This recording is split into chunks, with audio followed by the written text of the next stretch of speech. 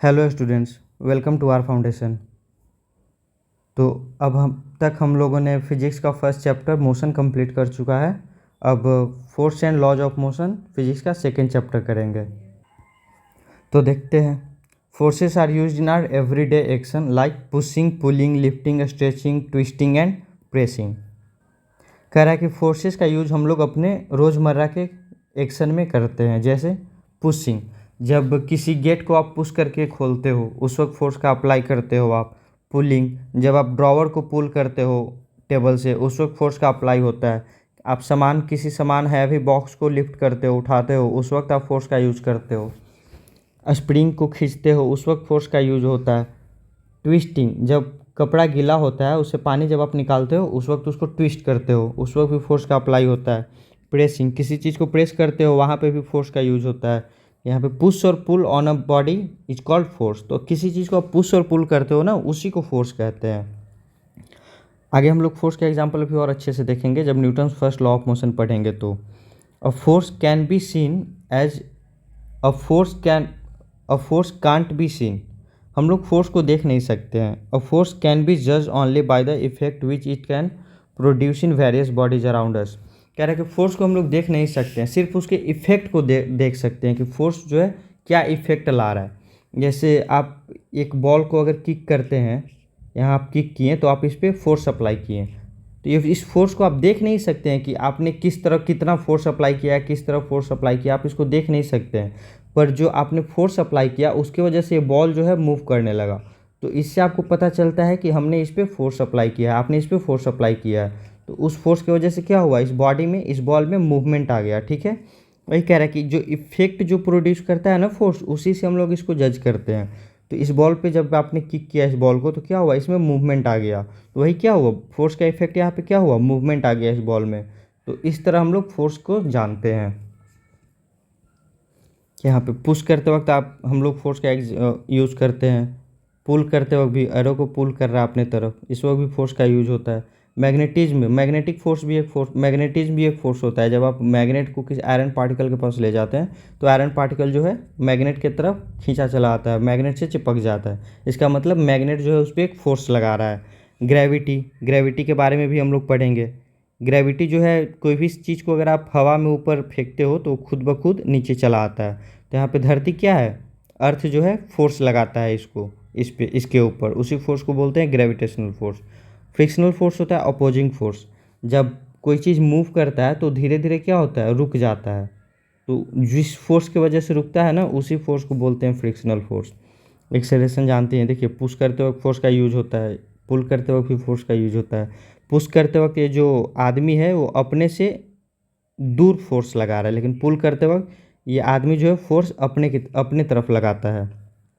देखिए force can produce following effect. तो अब हम लोग देखते हैं फोर्स जो है फॉलोइंग इफेक्ट प्रोड्यूस करता है। जैसे it can move a rest object, it can stop a moving object. मतलब फोर्स जो है एक ऑब्जेक्ट जो कि रेस्ट में है उसको मूव करा सकता है, या फिर अगर कोई ऑब्जेक्ट मूव कर रहा है तो उसको रेस्ट में ला सकता है। मान लीजिए एक बॉल है, फुटबॉल है, इसको आपने किक करा, अभी मान लीजिए बॉल जो है रेस्ट में है। जैसे ही आप बॉल को किक करिएगा बॉल में मूवमेंट आ जाएगा, बॉल आपसे दूर जाने लगेगा मूव करते हुए। तो क्या हुआ, एक रेस्ट में बॉल है, इस पर आपने फोर्स लगाया तो इसमें क्या आ गया, मोशन आ गया। मतलब एक रेस्ट में जो ऑब्जेक्ट है उसको फोर्स क्या है, मूव करा सकता है। और मान लीजिए बॉल मूव कर रहा है और अगर आप इसको रोकना चाहते हैं तो आप इधर से फोर्स लगाइएगा, या फिर यहाँ पे कोई ऑब्स्टेकल ला दीजिएगा। मान लीजिए यहाँ पे वॉल है और आप इधर से बॉल को किक किए यहाँ से, तो बॉल इधर जा कर के यहाँ पे आता है और यहाँ पे वॉल के पास आकर के रुक जाता है। तो यहाँ पे क्या होता है, वॉल जो है इस पर अपोजिट में फोर्स लगाता है, या फिर आप खुद भी इसको किक करके रोक सकते हो। तो एक जब आप फोर्स लगाते हो तो एक ऑब्जेक्ट मूव करने लगता है, या फिर जो ऑब्जेक्ट मूव कर रहा है वो स्टॉप भी, उसका मूवमेंट स्टॉप भी हो सकता है, मतलब वो रेस्ट में भी आ सकता है। जैसे यहाँ पे आप अपोजिट में फोर्स लगा दोगे तो ये रेस्ट में चला आएगा। नेक्स्ट है it can change the speed of a moving object. आप मूविंग ऑब्जेक्ट के स्पीड को भी फोर्स लगा करके चेंज कर सकते हैं। मान लीजिए बॉल जो है ऑलरेडी कुछ स्पीड से मूव कर रहा है, मान लीजिए इसका स्पीड 10 मीटर पर सेकंड से जा रहा है, आप इसको फिर से और किक कर दीजिएगा तो क्या होगा, इसका स्पीड और ज़्यादा हो जाएगा। तो इसका बढ़ करके 20 हो सकता है स्पीड, या 25 जितना फोर्स लगाइएगा उसके अकॉर्डिंग इसका स्पीड बढ़ जाएगा। या फिर मान लीजिए 10 के स्पीड से इधर मूव कर रहा है और आप इस डायरेक्शन में फोर्स लगा दिए तो इसका स्पीड 10 से कम भी हो सकता है या फिर रुक भी सकता है। जैसे साइकिल चलाते वक्त क्या करते हैं, साइकिल चलाते वक्त जब आप ब्रेक लगाते हो ना तो ब्रेक जो है अपोजिंग फोर्स का काम करता है, वो आपके मूवमेंट, साइकिल के मूवमेंट को रोकता है, साइकिल के स्पीड को कम करता है। और या फिर पैडलिंग करते हैं तो साइकिल का स्पीड बढ़ने लगता है। तो पैडलिंग के वक्त जिस डायरेक्शन में साइकिल मूव करते रहता है उसी डायरेक्शन में फोर्स लगता है। लेकिन ब्रेक जब लगाते हो, ब्रेकिंग के वक्त फोर्स जो है मूवमेंट के अपोजिट डायरेक्शन में लगता है। तो उस केस में क्या होता है, पैडलिंग के वक्त स्पीड बढ़ जाता है और ब्रेकिंग के वक्त स्पीड कम हो जाता है। तो क्या फोर्स जो है चेंज कर सकता है स्पीड, एक मूविंग ऑब्जेक्ट की स्पीड को फोर्स कम भी कर सकता है या फिर ज़्यादा भी कर सकता है, मतलब चेंज कर सकता है। नेक्स्ट है it can change the direction of a moving object. Force जो है एक मूविंग ऑब्जेक्ट के डायरेक्शन को चेंज भी कर सकता है।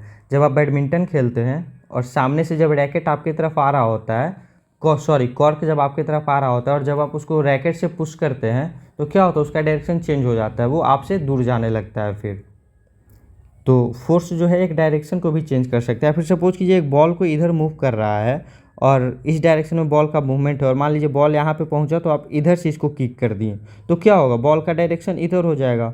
इसका मतलब फोर्स जो है एक मूविंग ऑब्जेक्ट के डायरेक्शन को चेंज भी कर सकता है। It can change the shape and size of a body. Force जो है एक बॉडी के शेप एंड साइज को भी चेंज कर सकता है। जैसे मान लीजिए कोई स्प्रिंग है, ठीक है, जब आप इस पे इधर दोनों तरफ से फोर्स लगाते हो, मतलब स्प्रिंग को आप खींचते हो दोनों तरफ से, जब आप स्पीड को इधर दोनों तरफ से खींचोगे तो क्या होगा, स्प्रिंग का जो लंबाई है वो इंक्रीज कर जाएगा, मतलब इसका शेप क्या हुआ, चेंज हो गया, ठीक है। या फिर आप जो रबर होता है, रबर बैंड जो होता है उसको जब आप प्रेस करते हो दोनों तरफ से, इस तरफ पुल करते हो दोनों तरफ से तो क्या होता है, इसका भी साइज शेप जो है चेंज हो जाता है, ये इस तरह से होने लगता है। तो वही कह रहा है कि एक फोर्स जो है किसी ऑब्जेक्ट के शेप एंड साइज को भी चेंज कर सकता है। जैसे जो कैन होता है या फिर जो बॉटल होता है कोल्ड ड्रिंक्स वगैरह का, उसको आप प्रेस करते हो तो क्या होता है, उसका शेप चेंज हो जाता है। नेक्स्ट है the speed of a falling ball increases because the earth applies a pulling force on it which is called the force of gravity. जब यहाँ पे कह रहा है कि एक बॉल को जब the speed of a falling ball increase, जब आप किसी एक हाइट से किसी ऑब्जेक्ट को छोड़ते हो, मान लीजिए कि ये ग्राउंड है, ये ग्राउंड है और यहाँ पे मान लीजिए कि आप अभी खड़े हैं, मतलब ग्राउंड से ऊपर खड़े हैं और यहाँ से आप एक बॉल को छोड़ दिए, ड्रॉप कर दिए, तो क्या होता है, बॉल नीचे जैसे जैसे बॉल नीचे आते रहता है उसका स्पीड क्या होता है, बढ़ते जाता है। तो ये बढ़ता क्यों है, ये जो बॉल है इसको जब आप छोड़ते हो ना तो ग्रेविटी जो होता है, धरती जो अर्थ जो अपना ग्रेविटेशनल फोर्स जो लगाती है वो फोर्स इस पर कंटिन्यूअसली एक्ट करते रहता है। तो उस फोर्स की वजह से क्या होता है, धीरे धीरे इस बॉल का स्पीड जो है बढ़ते जाता है।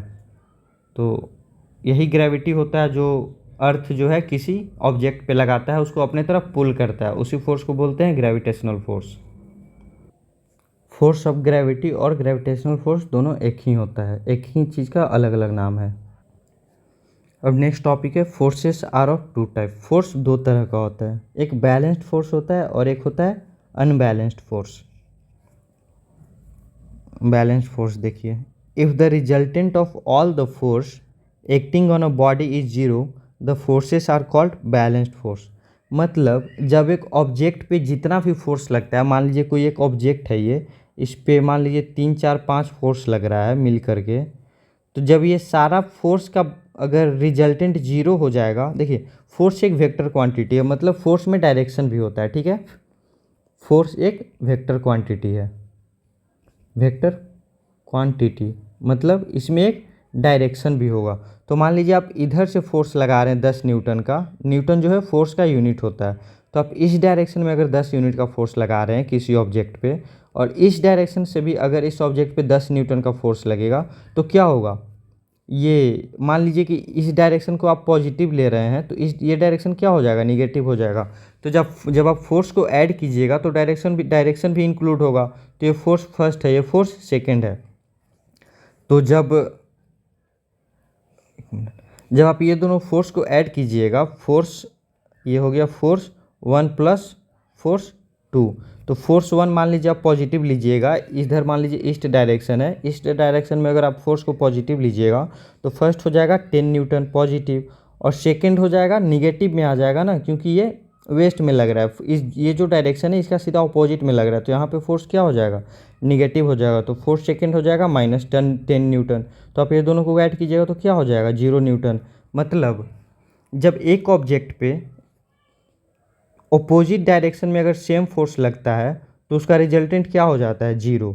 तो यहाँ पे कहने का मतलब ये है ना कि जैसे कह रहा है, if the resultant of all the forces acting on a body is 0 the forces are called balanced force. मतलब किसी ऑब्जेक्ट पे मान लीजिए ढेर सारा फोर्स लग रहा है, मतलब 2 4 8 10 फोर्स भी लग सकता है, लेकिन उसका रिजल्टेंट अगर 0 है, मतलब नेट फोर्स जो है वो 0 है। इस बॉडी पे इधर से फोर्स लग रहा है, इधर से लग रहा है, इधर से लग रहा है, इधर से लग रहा है, और सबको अगर ऐड करेंगे हम तो सबका रिजल्टेंट अगर 0 आ गया, इसका मतलब ये जो फोर्स है बैलेंस्ड है। मतलब ये फोर्स जो है इसको बैलेंस किए हुए है और ये फोर्स जो है इसको बैलेंस किए हुए है। इधर से अब जो आप फोर्स लगा रहे हैं मान लीजिए 10 न्यूटन का, तो इधर से भी 10 न्यूटन का फोर्स लग रहा है, तो इस डायरेक्शन में क्या हो गया, फोर्स जो है बैलेंस हो गया। इधर से मान लीजिए 20 न्यूटन का फोर्स लग रहा है और इधर से भी इस पे 20 न्यूटन का फोर्स लग रहा है, तो इस केस में भी क्या हो गया, फोर्स जो है एक दूसरे को प्लस माइनस ये क्या कर देगा, कैंसिल कर देगा। इसका मतलब इस बॉल पे नेट फोर्स क्या लग रहा है, 0 लग रहा है। ठीक है, वही कह रहा है जब फोर्स जो है एक बॉडी पे जो लगता है, सारा फोर्सेस अगर एक दूसरे को बैलेंस कर देता है, 0 हो जाता है अगर उसका इफेक्ट, तो उस फोर्स को बैलेंस्ड फोर्स कहते हैं। In this figure, box are in rest. It means all the forces acting on it are balanced force. इस फिगर में देखिए एक हैवी बॉक्स है, मतलब भारी सा एक बक्सा है, इस पे आप मान लीजिए कि इधर से कुछ फोर्स लगा रहे हैं, प्रेस कर रहे हैं, हल्का सा धक्का दे रहे हैं इसको, लेकिन ये बॉडी जो है मूव नहीं कर रहा है। ठीक है, तो इस केस में देखिए क्या कौन कौन सा इस पर फोर्स अभी एक्ट कर रहा होता है। आप इस पर कोई फोर्स लगाएं, एक हैवी सा बॉक्स है, इस पर आप थोड़ा सा फोर्स लगा रहे हैं, ठीक है, और ये बॉडी आपसे मूव नहीं कर रहा, तो इस पर देखिए कौन सा फोर्स लगता है। एक तो आप जो फोर्स लगा रहे हो, पुश कर रहे हो, वो फोर्स लग रहा है। दूसरा फ्रिक्शनल फोर्स लग रहा है इस पर, आप फोर्स लगा रहे हो फिर भी ये मूव नहीं कर रहा है, क्यों, क्योंकि इस पर आप जब इस डायरेक्शन में फोर्स लगा रहे हो ना, तो फ्रिक्शनल फोर्स जो अपोजिंग फोर्स होता है, मैंने आपको बताया फ्रिक्शनल फोर्स जो होता है अपोजिंग फोर्स होता है। तो जब आप इस बॉक्स पे आप इस डायरेक्शन में फोर्स लगा रहे हो तो फ्रिक्शनल फोर्स किस डायरेक्शन में लगेगा, फ्रिक्शनल फोर्स इस डायरेक्शन में लगेगा, तो बॉल को क्या करेगा, मूव नहीं करने दे, बॉक्स को क्या करेगा, मूव नहीं करने देगा। तो किसी भी चीज़ को अगर आपको मूव करना होता है ना, तो आपको जो फ्रिक्शनल फोर्स जो लगता है उससे ज़्यादा फोर्स लगाना होता है। मान लीजिए इधर 10 न्यूटन का फोर्स लग रहा है, फ्रिक्शनल फोर्स 10 न्यूटन का लगा रहा है, तो अगर आपको इस बॉल को, इस बॉक्स को मूव कराना है ना, तो आपको 10 न्यूटन से ज़्यादा फोर्स का यूज़ करना होगा। 10 न्यूटन से ज़्यादा फोर्स लगाइएगा तभी ये बॉक्स क्या है, मूव करेगा। और ये जो फ्रिक्शनल फोर्स होता है ना, ये फ्रिक्शनल फोर्स वेट पे डिपेंड करता है। ये बॉक्स जितना ज़्यादा हैवी होगा, ये बॉक्स जितना ज़्यादा हैवी होगा, फ्रिक्शनल फोर्स जो है उतना ही ज़्यादा लगेगा, और जितना ज़्यादा फ्रिक्शनल फोर्स लगेगा उससे ज़्यादा आपको क्या करना पड़ेगा, फोर्स अप्लाई करना होगा, तब क्या होगा, कोई भी ऑब्जेक्ट जो है मूव करेगा। ठीक है, तो देखिए आप इसको पुश कर रहे हो इधर से, तो इधर से फ्रिक्शनल फोर्स इसको पुश कर रहा है, तो क्या हो गया, दोनों एक दूसरे को बैलेंस कर दिया। इस डायरेक्शन में ये जो हॉरिजॉन्टली क्या हो, हॉरिजॉन्टल डायरेक्शन में जो फोर्स लग रहा है इस पे दोनों तरफ से, वो क्या किया, एक दूसरे को बैलेंस कर दिया। अब वर्टिकल डायरेक्शन में देखिए, इस बॉक्स का वेट होगा कुछ, ये वैसे भी हैवी बॉक्स लिखा हुआ है, तो एक भारी सा बक्सा है, तो ये क्या करेगा, इसका जो वेट है ये नीचे की ओर फोर्स लगाएगा। ये जो हैवी बॉक्स का जो वेट है वो अर्थ पे नीचे की ओर फोर्स लगाएगा, ये खुद फोर्स लगाएगा, और जो ग्रेविटी है, ग्रेविटी भी तो उसको पुल करेगा ना, उसकी वजह से क्या हो गया, बॉक्स जो है नीचे फोर्स लगाएगा। आपने, मैंने बताया ना अभी, ग्रेविटी क्या होता है, अर्थ जो है हर ऑब्जेक्ट पे एक फोर्स लगाता है, हर ऑब्जेक्ट पे अर्थ एक फोर्स लगाता है और वो उसको अपने तरफ पुल करता है। तो इस बॉक्स को अर्थ भी अपने तरफ पुल कर रहा होगा, तो नीचे के डायरेक्शन में क्या लग रहा है, force of gravity, weight of box, जितना ज़्यादा वेट होता है ग्रेविटी भी उतना ज़्यादा होता है, तो एक नीचे के डायरेक्शन में इस पर फोर्स लग रहा है।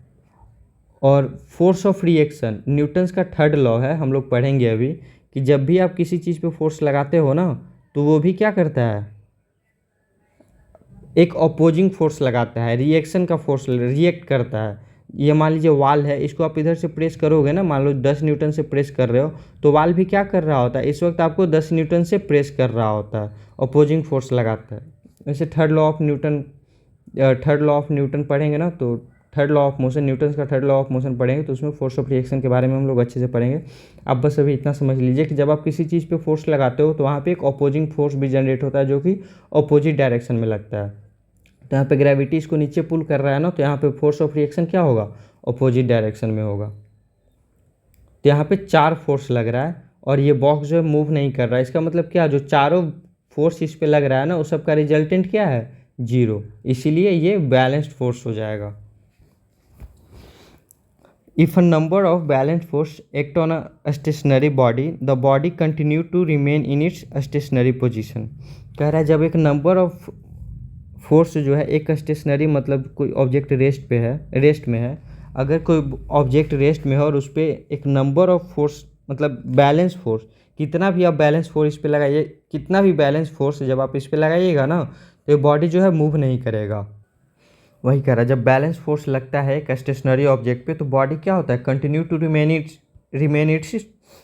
इन its stationary position.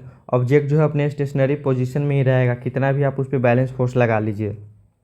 And if a number of balance force act on a body in uniform motion, the body continue to be in its state of uniform motion.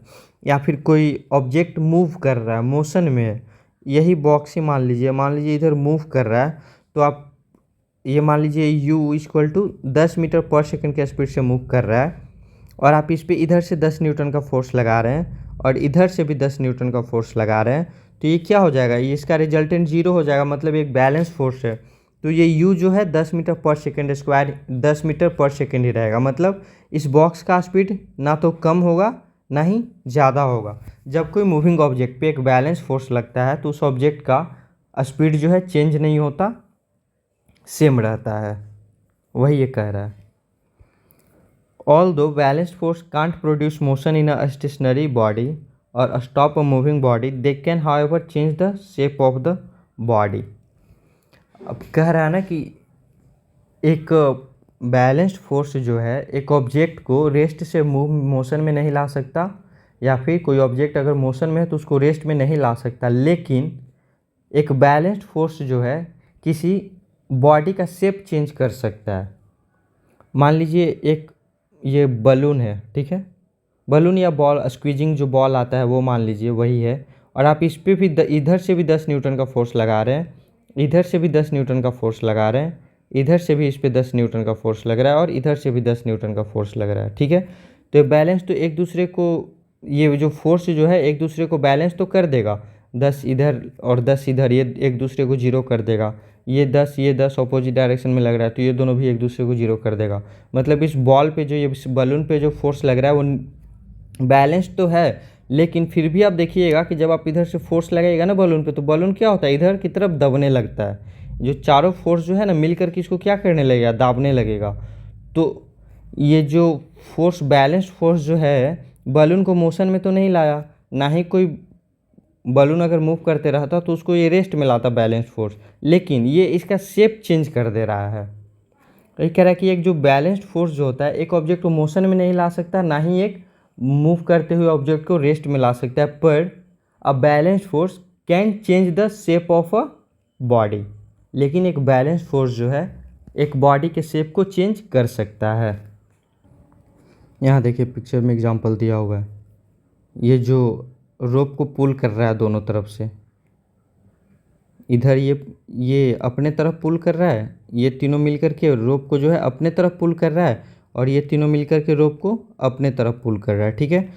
लेकिन ये तीनों जो मिलकर के एक साथ फोर्स लगा रहा है वो 300 न्यूटन का है, और ये तीनों भी जो मिलकर के एक साथ फोर्स लगा रहा है ये भी 300 न्यूटन का है। तो क्या होगा, ये बिल्कुल रोप ऐसे के ऐसे ही रहेगा, ना तो इसके तरफ मूव करेगा ना ही इसके तरफ मूव करेगा, क्योंकि यहाँ पे क्या हो रहा है, रिजल्टेंट फोर्स जो है 0 हो जा रहा है। इधर -300 इधर 300 और इधर 300 दोनों अपोजिट डायरेक्शन में क्या कर दे रहा है, इसको बैलेंस कर दे रहा है। पर इस एग्जाम्पल में देखिए ये तीनों मिलकर के जो फोर्स लगा रहा है ना वो 400 न्यूटन का है, और ये तीनों मिलकर के जो फोर्स लगा रहा है वो सिर्फ 300 न्यूटन का ही है। तो ये अपोजिट डायरेक्शन में लगा रहा है, तो इधर जो 300 न्यूटन लग रहा है वो इधर के 400 न्यूटन में से 300 न्यूटन को क्या करेगा, न्यूट्रलाइज कर देगा। इधर 300 लग रहा है, इधर 400 लग रहा है, तो ये 300 क्या करेगा, इस 400 न्यूटन जो फोर्स है इसमें से 300 न्यूटन को क्या कर देगा, न्यूट्रलाइज कर देगा। बाकी जो 100 न्यूटन जो फोर्स लगेगा वो इस डायरेक्शन में सिर्फ लगेगा। तो क्या होगा, ये रोप इधर की तरफ मूव करने लगेगा, मतलब रिजल्टेंट फोर्स क्या हो जाएगा, इसका रिजल्टेंट फोर्स हो जाएगा, इसको 100 न्यूटन माइनस 300 न्यूटन बराबर 100 न्यूटन। तो 100 न्यूटन क्या हो गया, इस डायरेक्शन में नेट फोर्स लगने लगा।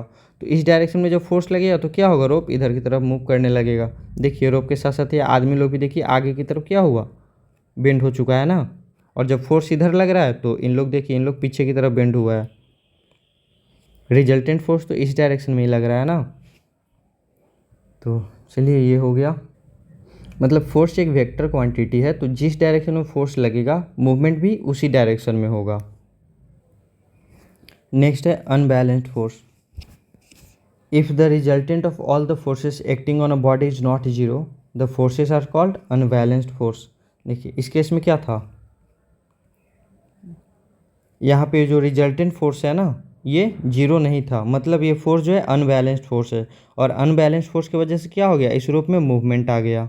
ठीक है, जब रिजल्टेंट दोनों, जब एक ऑब्जेक्ट पे जितना भी फोर्स लग रहा है सबका रिजल्टेंट अगर जीरो नहीं हुआ तो वो फोर्स क्या हो जाएगा, वो फोर्स अनबैलेंस्ड फोर्स कहलाता है।